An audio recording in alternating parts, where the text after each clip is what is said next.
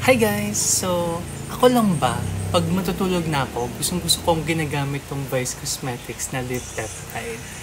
Grabe, napakaganda nito sa lips. Like, napapaplump niya yung lips ko.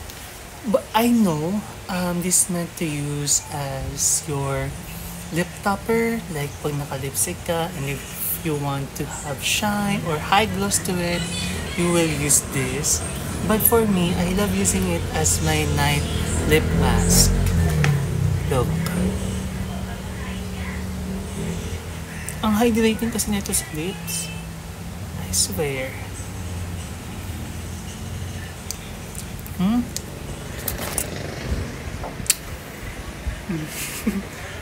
Ang lakas niya maka-fresh. Yun ang masasabi ko.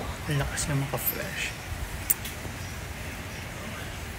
Plus, gusto ko yung sa lips, nawawala talaga yung ano ko, yung parang dark dito. Yan kasi ang problema ko pag matagal ako din nakapag-lip balm. Parang bumabalik yung mga dark lines dito. So, look, wala.